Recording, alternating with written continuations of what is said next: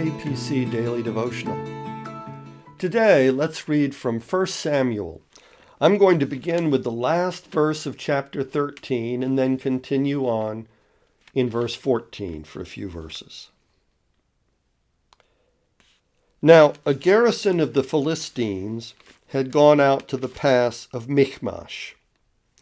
One day, Jonathan, son of Saul, said to the young men who carried his armor, "Come, let's go over to the Philistine garrison on the other side." But he did not tell his father. Saul was staying in the outskirts of Gibeah under the pomegranate tree that is at Migron. The troops that were with him were about 600 men, along with Ahijah, son of Ahitub, Ichabod's brother, son of Phinehas, son of Eli, the priest of the Lord in Shiloh, carrying an ephod. Now the people did not know that Jonathan had gone, and in the pass by which Jonathan tried to go over to the Philistine garrison, there was a rocky crag on one side and a rocky crag on the other. The name of the one was Bozez, and the name of the other Seneh. One crag rose on the north in front of Michmash, and the other on the south in front of Geba. Jonathan said to the young man who carried his armor, "Come, let's go over to the garrison of these uncircumcised. It may be that the Lord will act for us, for nothing can hinder the Lord from saving by many or by few." His armor-bearer said to him, "Do all that your mind inclines to. I'm with you. As your mind is, so is mine." So then Jonathan said, "Now we'll cross over to those men, and we'll show ourselves to them. And if they say to us, 'Wait until we come to you,' well, then we will stand still in our place, and we will not go up to them. But if they say, 'Come up to us,' then we will go up, for the Lord has given them into our hand. That will be the sign for us." So both of them showed themselves to the garrison of the Philistines. And the Philistines said, "Look, Hebrews are coming out of the holes where they've hidden themselves." The men of the garrison hailed Jonathan and his armor-bearer, saying, "Come up to us and we'll show you something." Jonathan said to his armor-bearer, "Come up after me, for the Lord has given them into the hand of Israel." Then Jonathan climbed up on his hands and feet, with his armor-bearer following after him. The Philistines fell before Jonathan, and his armor-bearer coming after him killed them.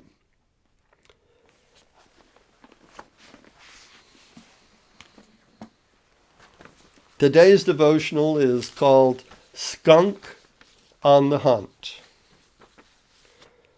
Many years ago, my sister was awakened by a yowling at her door. And there sat a small, perhaps 1-month-old, black and white kitten fussing to be let in. He adopted my sister. No. He commandeered her as his own personal human. Because of his coloration, she named him Skunk.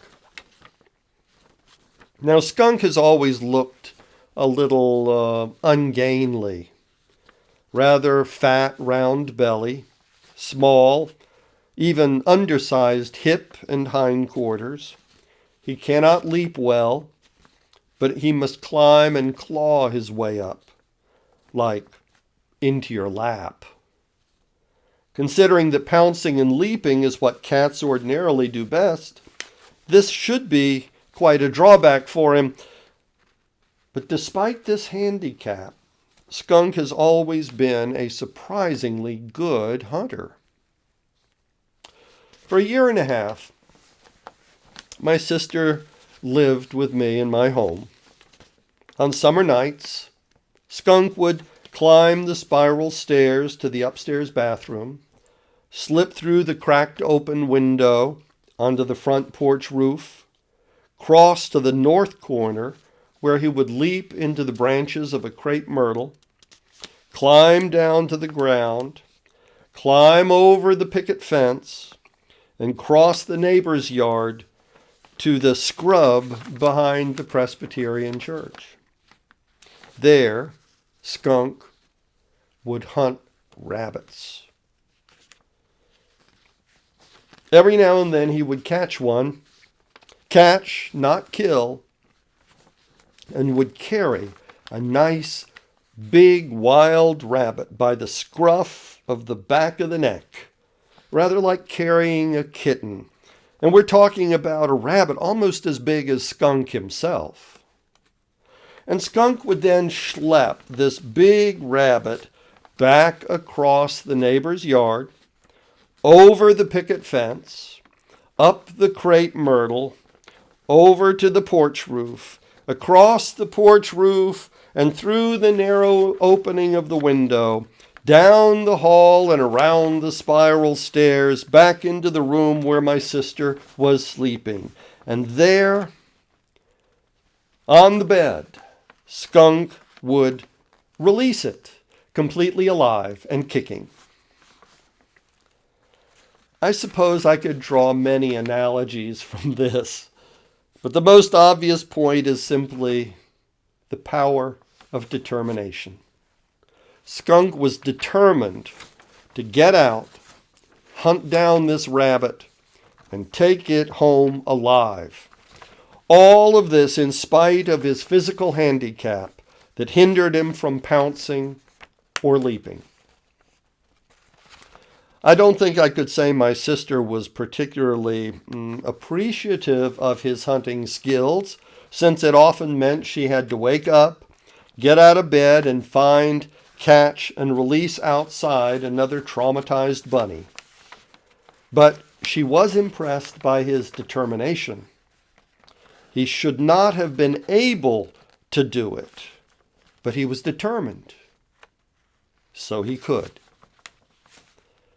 Few things compare with the will. We hear stories about young mothers who can lift a car off of their infants, people who wrestle enormous alligators to free someone else. Willpower and determination are stronger than the very laws of physics. God made us that way, with a will to work wonders. When we are overpowered, by appetites, or by addictions, or by depression, or by sin, whatever other causes might come into play, it is in great part because we have relinquished the will to resist. Or rather, we've lost the will to shape our lives in positive ways. Some things, like addictions or depression, may have biological and even inherited genetic causes. But if the will to overcome is there, then a person will seek out whatever medical or psychological help is needed to conquer it. If someone won't get help, then, they don't want to overcome it in the first place. The saying is true. People are going to do what people are going to do. If the will is truly there, the strength follows. Where there is no will, there is no strength. If Skunk can drag that rabbit alive and kicking all the way home through a second-story window, then you really don't have an excuse if you can't or won't make the changes in your life that you know you need to make. For when the will is weak, you have a God to call upon.